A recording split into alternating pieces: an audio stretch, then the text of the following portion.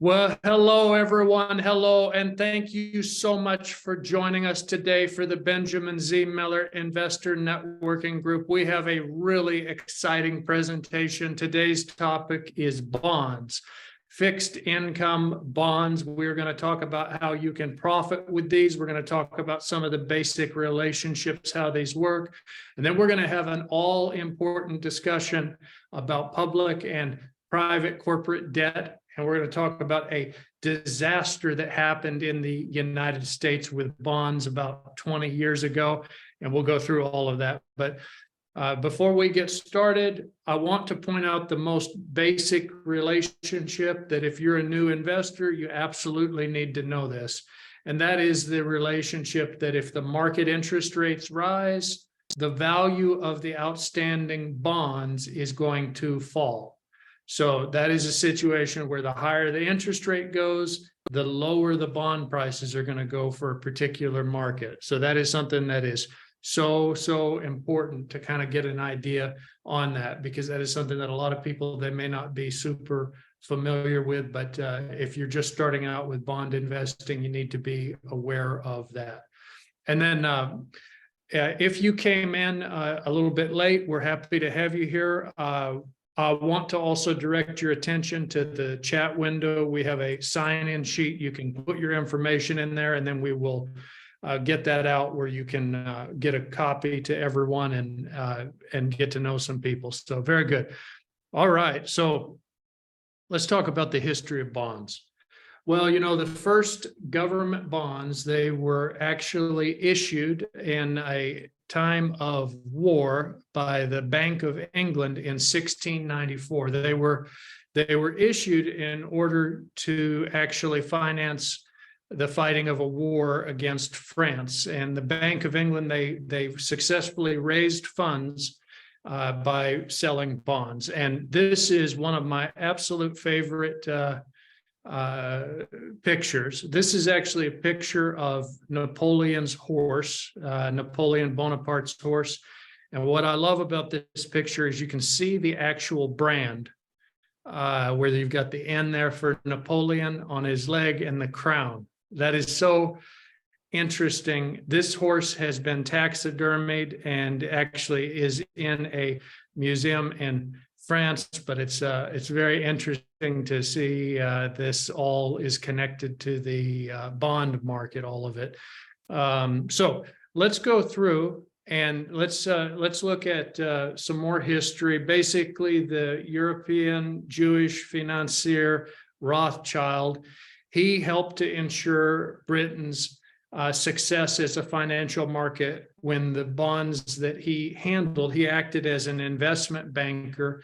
They were denominated in pound sterling, and the interest was made payable. So basically, as a result of these bonds, they were able to finance wars. And the interesting thing about this is when Napoleon's army was actually defeated at the Battle of Waterloo, there was a delay in the news traveling. So people back then, of course, it's not like there was news where you knew immediately what was going to happen. So in the year 1815, when this happened, there was a question of what's going to happen to the value of these bonds, because if Napoleon was defeated, it meant that the bonds were going to have a lot of value, whereas if Napoleon had won the battle, the bonds would have had no value. And so as a result of this, Rothschild actually got notice of what happened before everyone else.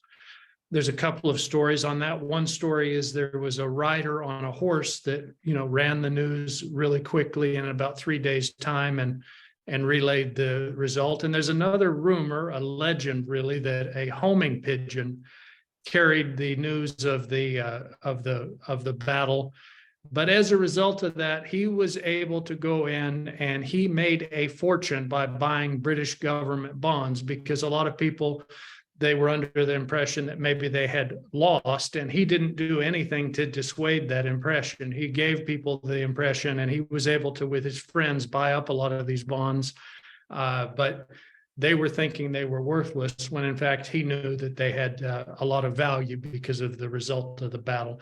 It's just an interesting story from history, and it points out the importance of having good information.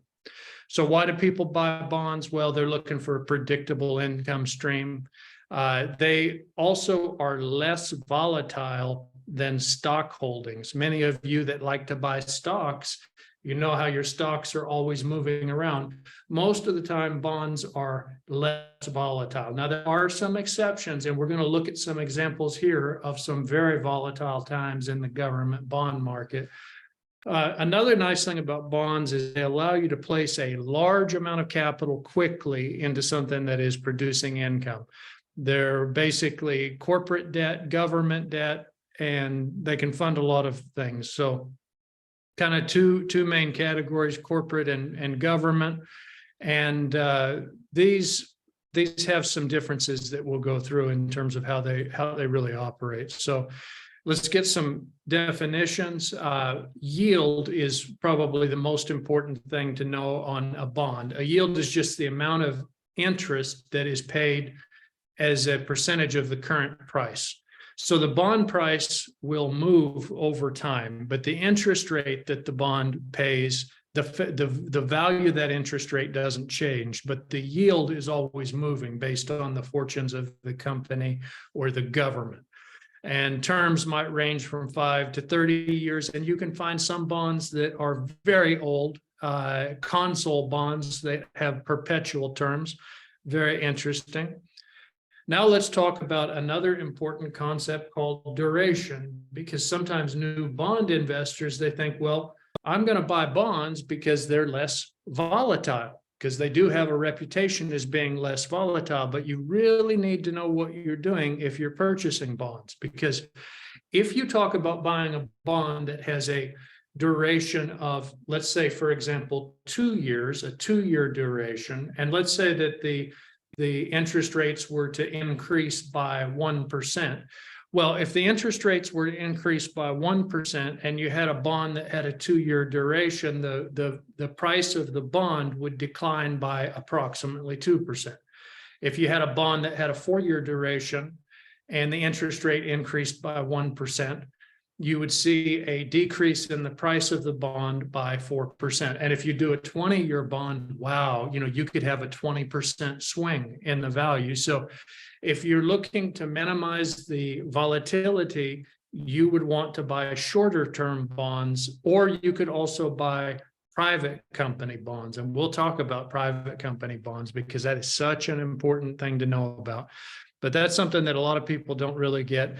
We're not going to go through the entire calculation of duration. You can do this with a financial calculator, but essentially you can figure the duration of a bond, and that gives you an idea of how much it's likely to move based on the interest rate. You can do this with any financial calculator, and it's just simply a calculation that is performed. But to understand it, that is an important thing because you need to be aware of it. Now, let's talk about what gets a lot of investors.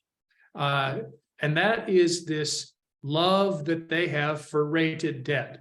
Oh, they love rated debt because what they like is they can sit back in their comfortable chair and they can look at a rating agency that will assign a rating to the debt. This is very appealing to some investors because they don't have to work. They can just sit back and say, well, a rating agency said this and Moody's said that. And so I don't have to think anymore. I'm just going to do what they say. And if they say it's good, then I'm going to buy it. And if they say it's bad, then I'm not going to buy it. And that's frighteningly accurate how many investors approach this. And they cheat themselves so much when they only look at these publicly traded corporate income bonds. And as a result of that, the publicly traded corporate income bonds from these big companies, the thing that you get as a downside there is you get a really low rate of interest normally. Now, there's certainly exceptions, but in general, you can make a lot more money if you focus on private corporate income bonds instead of public. But in order to do that, you're going to have to use your good intelligence, because there won't be a rating agency there to give you a rating. You're going to have to actually think. You may have to look at a balance sheet to determine how strong the company is. You may have to look at a profit and loss. You may have to look at the management team. But there have been a lot of investors that have put their hand on that hot stove. That hot stove, they put their hand on it and they got burned because they just wanted to listen to a rating agency. And the best example of this is an energy company from the United States that was called Enron. And it is such a fascinating example. And people, they never learn. They just always do the same thing. It's ingrained in them because they think, well, if a major rating agency says that Enron's debt is, quote, investment grade, then that's okay. I'm going to buy it because I don't want to think. I don't want to do my own research. I'm going to just buy it. And people, they got burned so badly on this when there were some accounting irregularities. Accounting irregularities were discovered. And as a result of this, the bondholders were just wiped out totally as a result of relying on these rating agencies. But that was a lot of years ago. We're talking about 2001. And, that's so long ago, people have forgotten about it because it couldn't happen again in today's world, could it? Well, folks, I think if you read much in the Financial Times, you will know that it absolutely can happen again. So that is why it is important to look at everything. So another thing that's important is to look at what is called a premium or a discount to par. So when bonds are priced, they are quoted in units of 100. So for example, you might get a quote as 100. That means that the bond is trading at par. Now, let's imagine that what happened is that the market changed and the bond is trading at a premium to par. So in this example, let's say that you had a bond that had an interest rate of 8%, and let's imagine that the market interest rate moved to 7%. Well, that's good for you. That's good for you because you locked in that 8% and the market rate is now 7%. So your bond is going to trade at a premium to par. But now let's reverse it. It could be the opposite. Maybe you bought a bond that's paying 8%. And what happened is that the market rate of interest actually ended up going in the other direction, where let's say you got a bond that pays 8%, say the market rate went to 9%. Well, now you don't have such a cool and a good bond anymore, and it's going to trade at a discount to par. So that's important to be aware of it. And the swings that you see here are maximized if you're on a bond that has a longer duration. So if you've bought a 10-year, a 20-year bond, these little moves in interest rate can have a massive change in terms of the price. Whereas if it was just a 1-year bond, the same movement in interest rate is not going to have that much effect. Okay, now let's talk about exchange rates because this is something that is relevant, and it's very relevant to bonds. And I like to use the example of the United Kingdom. If we go back in history, and we look at towards the end of World War II, there was the Bretton Woods Agreement. And the Bretton Woods Agreement was an agreement to basically fix the exchange rates. And most of the major currencies, they went through a transition there. And in today's market, they normally are floating, but there's still some that are pegged. But if you were to look at one British pound, towards the end of World War II, 1945, one British pound would buy $4 US. And now if you go to 2023, look at over the decades how much that has changed, where it's gone from $4 to $2.80 to $1.82, $1.59. Now it has dropped all the way to $1.20, where one British pound only buys $1.20 US. That's real relevant, folks. And I'll tell you something, a lot of our friends in the UK, they start to think about, well, I can get an 8% rate of return. Well, an 8% rate of return, if that's denominated in British pound sterling. That is not exactly the same as an 8% rate of return in US dollars, but a lot of people, they get used to operating in their domestic currency, so they are not thinking about the impact of exchange rates, but it is critical that you look at this. Now we're going to look at some real world examples of how volatile bonds can be during shocks. And this is an illustration. We are looking at the Ukraine USD bond prices in 2022. So we see here, notice where it says Russia invades Ukraine. And basically, before Russia invaded, it was trading right around a little over 80. But then once Russia invaded, look at how much that dropped. I mean, it was a massive movement. So what was happening there was a lot of people that had these bonds, they decided, I don't want these bonds anymore. I'm going to sell these bonds. And when they started to sell these bonds, the prices of these bonds went down in the market. And if we look here, the yield actually went in the other direction because they're inversely correlated. So even though the bond prices fell, the yield increased. So this is because of the nature of how it works. But you can see a very good example here of how much of an effect this sort of thing can have on the next thing that I would say on this is, if we look at, let's look at what happened to the Russian bond prices. So now we're looking at, we go to this graph on the left here, and we see that there was a big jump where the price, the yield went up a great deal. And you can see how much volatility is at play here. So these things can move around a lot. And if you know ahead of time what's going to happen, you could make money. Now, here's a corporate income bond of a Russian company, Lukoil. And this actually shows what happened. Again, on February 24th, you could see that it was trading at a premium to par. And then right around February 24th, it just absolutely gets hammered, where it falls so much, and then it sort of is moving around. But the volatility is quite high there on these sorts of things. But let's talk about what happened to US bonds, because we know what happened with Ukraine, we know what happened with Russian bonds, but what happened with US bonds? So just to review, to make sure it's crystal clear, what happened was the yield increased on the Russian and on the Ukrainian bonds. And the same thing, even though we're seeing a drop here, it's a yield that's increasing.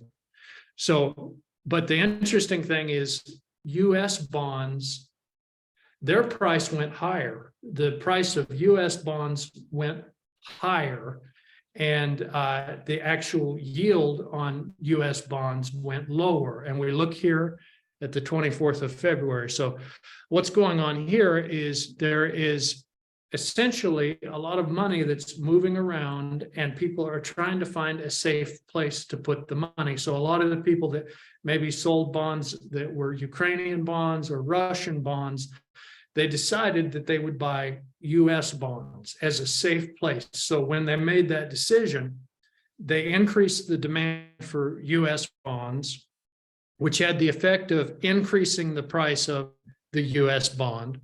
And when the price of the US bond increases, by definition, the yield is decreasing. And you can see very clearly how this is all connected, how it all relates. It's very interesting to see how this all fits together. So another thing that often is talked about is a yield curve. And a yield curve actually has an advantage where it can help to predict a recession. So if you look at yield curves, they can often give you information about The yield curve allows recession. fixed income investors to compare similar treasury investments with different maturity dates as a means to balance risk and reward. Additionally, investors use its shape to help forecast interest rates. In this video, we'll discuss how to calculate the yield curve, identify its different shapes, and explain what these shapes mean. You calculate the yield curve by plotting treasuries according to maturity date and yield. You can use any combination of maturity dates to form a yield curve.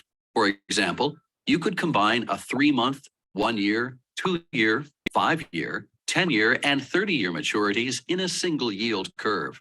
The display of yields across different maturities helps investors measure the risks and potential rewards of treasuries. Lower yields are typically associated with shorter maturities and higher yields with longer maturities. But the application of the yield curve extends well beyond treasuries. Investors also use the yield curve as a reference for virtually all other types of fixed income investments. That's because the actual shape of the yield curve can help provide insight into the future of interest rates. The yield curve has 3 shapes: upward sloping or positive, downward sloping or inverted, and flat. A positive upward sloping yield curve occurs when yields of shorter maturities are lower than yields of longer maturities. Conversely, an inverted downward sloping yield curve forms when yields of shorter maturities are higher than longer maturities. A flat yield curve results when yields for short and long-term maturities are roughly equal. The yield curve is normally in a positive slope because shorter maturities typically yield less than longer maturities. When the yield curve is in a positive slope, investors might expect economic growth, which can lead to inflation and ultimately higher interest rates. Higher interest rates are negative for longer maturities, so investors demand a higher yield to compensate for this risk. Since the financial crisis of 2009, investors have been expecting economic growth and higher interest rates. These expectations resulted in a positive sloping yield curve. But occasionally, yields of shorter maturities are greater than yields of longer maturities, so the slope of the yield curve turns negative or inverted.